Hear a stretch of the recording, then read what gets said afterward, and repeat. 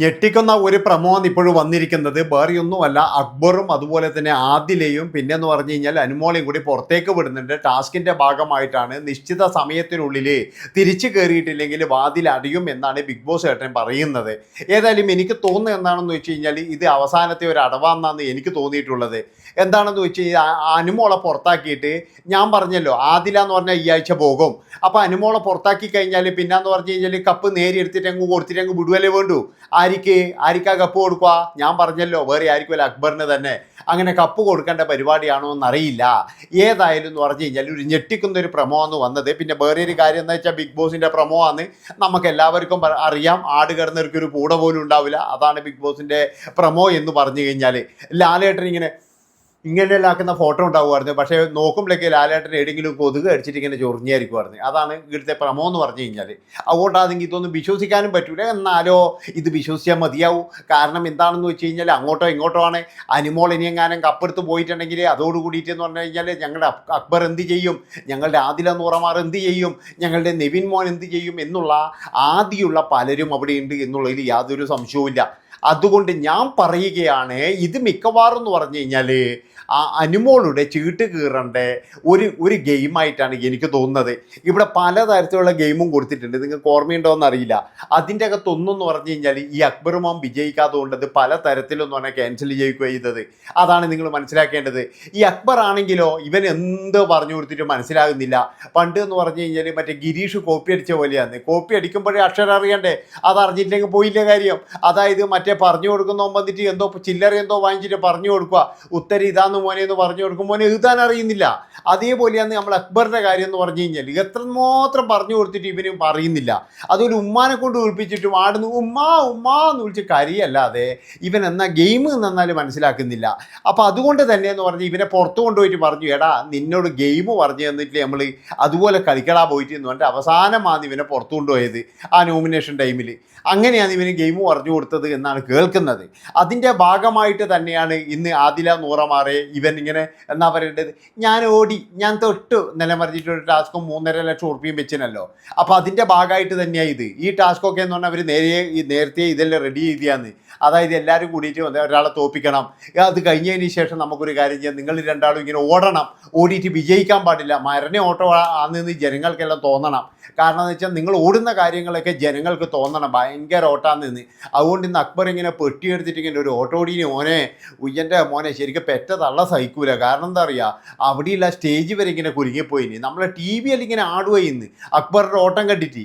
ഞാൻ ഓർത്തുന്നതാണെന്ന് വിചാരിച്ചു കഴിഞ്ഞാൽ ഇത് പെട്ടി സംരക്ഷിക്കാനാണോ അല്ലെങ്കിൽ വേറെ എന്തിനാണോ നോക്കുമ്പോഴേക്കെന്ന് പറഞ്ഞു കഴിഞ്ഞാൽ പറയുന്നത് ആദിലാൻ്റെ പെട്ടി ഇടാൻ വേണ്ടിയിട്ട് ഓടിയതാണെന്ന്. ആദിലെ കയ്യിൽ ഈസി ആയിട്ട് വേണമെങ്കിലേ ഈ അക്ബറിൻ്റെ പെട്ടി എടുത്തിട്ട് തൂക്കിയെടുത്തൊക്കെ ഇടാം. പക്ഷേ ആദിൽ ഇങ്ങനെ അത് എടുക്കാൻ പോകുന്നത് സ്ലോ മോഷനിലാണ് കാണിക്കുന്നത്. ബിഗ് ബോസ് അത് സ്ലോ മോഷനിൽ കാണിച്ചുകൊണ്ട് ആദിലൊക്കെ ഇടാൻ കഴിയില്ല എന്ന് ആദില പറയുന്നത്. അപ്പം അങ്ങനെ നമ്മളെല്ലാം കണ്ണിൽ മഞ്ഞപ്പൊടി ഇട്ടുകൊണ്ടുള്ള ബിഗ് ബോസിൻ്റെ പരിപാടിയാണ് ഇപ്പോഴിങ്ങനെ നടന്നുകൊണ്ടിരിക്കുന്നത്. ഏതായാലും ബിഗ് ബോസ് ടീമിൻ്റെ വിചാരം എന്ന് വെച്ച് കഴിഞ്ഞാൽ അവരെല്ലാം ബുദ്ധിയുള്ളവരും നമ്മളെല്ലാം എന്ന് പറഞ്ഞു കഴിഞ്ഞാൽ ഏതൊരു മാടായിക്കാറും എന്നാണ് അവർ വിചാരിക്കുന്നത്. പക്ഷെ ഒരു കാര്യം നിങ്ങൾ ആലോചിക്കുക, കാരണം ഇത് കാണുന്നതെന്ന് പറഞ്ഞു കഴിഞ്ഞാൽ നല്ല ബുദ്ധിയുള്ള ആൾക്കാരൊക്കെ ഉണ്ട്. അതുകൊണ്ട് ബിഗ് ബോസ് ടീം ഇരിക്കുന്ന കൊമ്പാണ് വെട്ടുന്നതെന്ന് ഞാൻ പറയുള്ളൂ. അതായത് ഈ ഷോ തന്നെ എന്ന് പറഞ്ഞാൽ നശിപ്പിക്കുന്ന തരത്തിൽ അല്ല. അവരെ സംബന്ധിച്ചെന്ന് പറഞ്ഞാൽ വലിയ കുഴപ്പമൊന്നുമില്ല. കാരണം വെച്ചാൽ ചാനൽ വരെ ഇപ്പോഴും എന്ന് പറഞ്ഞാൽ അംബാനിയുടെ കയ്യിലല്ലേ. അതുകൊണ്ട് തന്നെ എന്ന് പറഞ്ഞു കഴിഞ്ഞാൽ ഇതൊന്നും വലിയ കാര്യമേ ഇല്ല. ഞാൻ പറഞ്ഞല്ലോ, ഈ ചില മുതലാളിമാർ എന്ന് പറഞ്ഞാൽ ഒന്നും കിട്ടുന്നില്ലെങ്കിലും കുറേ പണിക്കാർ നിർത്തിക്കും. അതാണ് മേലെടുത്തെ മറ്റേ ഇയാളെ പോലെയാണെന്ന് പറഞ്ഞത്, രാഘവൻ നായരെ പോലെ. എന്താണെന്ന് വെച്ചാൽ പണിക്കാരൊന്നും ഇല്ലെങ്കിലും അയാൾക്ക് ജീപ്പിൽ ഇങ്ങനെ സഞ്ചരിക്കാൻ വേണ്ടി കുറച്ച് ആൾക്കാർ വേണം. നമ്മളെ മംഗലശ്ശേരി നീലകണ്ഠനെല്ലാം പോലെ അങ്ങനെയാണ്.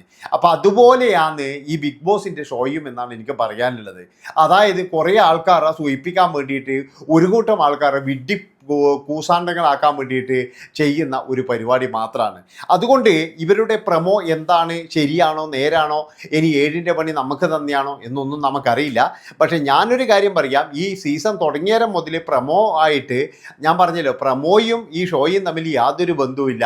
കാരണം എന്ന് വെച്ചാൽ ഞാൻ പറഞ്ഞില്ല, ലാലേട്ടൻ ഇങ്ങനെ എന്തിനോ അടിക്കുന്ന പോലെ നോക്കുമ്പോഴേക്ക് കൊതുകിനെ അടിച്ചാൽ കയറി അതുവരെ പ്രമോ ആയിട്ട് വന്നിട്ട് ഇതാ ലാലേട്ടൻ ദേഷ്യപ്പെട്ട് കൈ ചൂണ്ടി.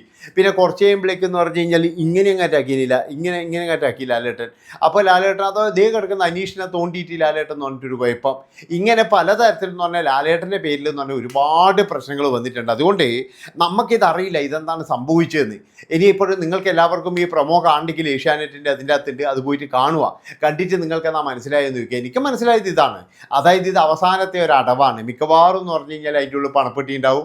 ആ പണപ്പെട്ടി ഓടാനില്ല, ചിലപ്പോൾ ആദിലേനെ കൊണ്ടങ്ങ് ഓടിപ്പിക്കും. അതുപോലെ ഈ അനുമോളെ അവിടെ പിടിച്ചു വെപ്പിക്കും. പിന്നെ പിന്നെ അക്ബർ രക്ഷപ്പെടുകയും ചെയ്യും. അങ്ങനെ ഒരു ടാസ്ക് ആയിരിക്കും ഇത് എന്നാണ് എനിക്ക് തോന്നുന്നത്.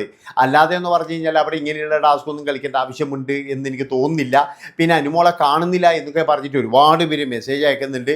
അനുമോള് ലൈവിലില്ലേ എന്നൊക്കെ പറഞ്ഞിട്ട് ഞാൻ പറഞ്ഞു ആ കട്ടുമിൽ നോക്ക്, ആ ബെഡുമിൽ ചൂണ്ട് പൊടിച്ച് കിടന്നുറങ്ങുന്നുണ്ടാവും എന്ന് ഞാൻ പറഞ്ഞിട്ടുണ്ട്.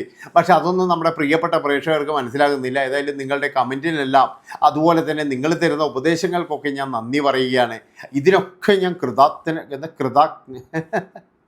ഇതിനൊക്കെ ഞാൻ കൃതജ്ഞത രേഖപ്പെടുത്തുന്നു. അപ്പോൾ ഞാൻ പറഞ്ഞു വരുന്നത് എന്താണെന്ന് വെച്ച് കഴിഞ്ഞാൽ, അക്ബറിനെ രക്ഷിക്കാനും അതുപോലെ തന്നെ അനുമോളെ ശിക്ഷിക്കാനുമുള്ള ഒരു വഴിയായിട്ടാണ് ചിലപ്പോൾ ഈ പ്രമോ ഉണ്ടാക്കുക. അതിൻ്റെ മുന്നോടിയാണ് ഇന്ന് പിന്നെ നമ്മുടെ എന്താ പറയേണ്ടത്, അനുമോളെ വിളിച്ചിട്ട് ബിഗ് ബോസ് ഒന്ന് സൂചിപ്പിക്കുകയൊക്കെ ചെയ്തിരുന്നു. അതായത് അനുമോളെ ഇതൊരു ടാസ്ക്കാണ്, ഇതിൽ നിന്നും ചില ആൾ പുറത്തു പോകാം, ചിലപ്പോൾ അടുത്ത ആഴ്ച അനുമോള് പുറത്തു പോകാം എന്നൊക്കെ പറഞ്ഞൊരു സൂചിപ്പിക്കലൊക്കെ നടത്തിയിരുന്നു. അപ്പോഴേ എനിക്ക് തോന്നി ഇടി എന്തോ മണക്കുന്നുണ്ടല്ലോ, ഇടി എന്തോ ഒരു പരിപാടി നടക്കുന്നുണ്ടല്ലോ എന്ന് എനിക്ക് തോന്നീനി. അതുപോലെ തന്നെയല്ലേ ഇപ്പോൾ സംഭവിക്കുന്നത്. ഞാൻ പറയുന്ന അച്ചട്ടമായിട്ട് സംഭവിക്കുന്നുണ്ട്. അതുകൊണ്ട് തന്നെ എന്ന് പറഞ്ഞാൽ എന്നെ ഡയറക്ടറാക്കിയാൽ പോരെ അതിൻ്റെ നിങ്ങളൊന്ന് പറയാറുണ്ട്. അതായത് നമ്മളൊന്നും ഏതായാലും വേറെ ആളെ ഭാഗത്ത് കൂടത്തില്ല. ഇവരൊക്കെ എന്ന് പറഞ്ഞു കഴിഞ്ഞാൽ ശരിക്കും ആദില നൂറമ്മയുടെ ഫ്രണ്ടും അതുപോലെ തന്നെ എന്ന് പറഞ്ഞാൽ മറ്റേവരുടെ കൂട്ടുകെട്ടും ഇതൊക്കെ ഉള്ളതുകൊണ്ട് ഇപ്പോഴത്തെ ബിഗ് ബോസ് എന്ന് പറഞ്ഞു കഴിഞ്ഞാൽ നമുക്കൊന്നും പ്രെഡിക്റ്റ് ചെയ്യാൻ കഴിയില്ല.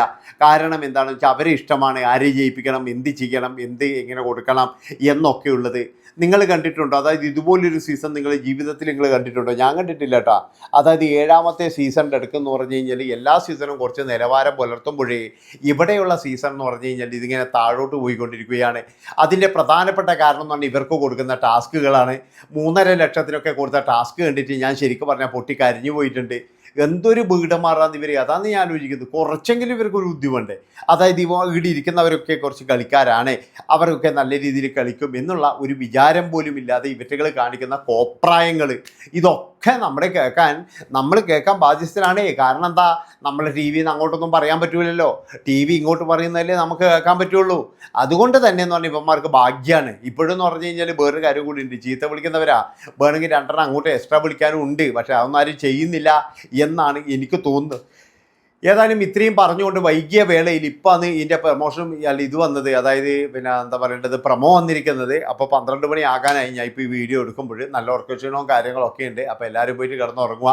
നിങ്ങൾ ഈ വീഡിയോ കാണുന്നത് രാവിലെ മാത്രമായിരിക്കും. Bye bye, Tata, good night. Okay.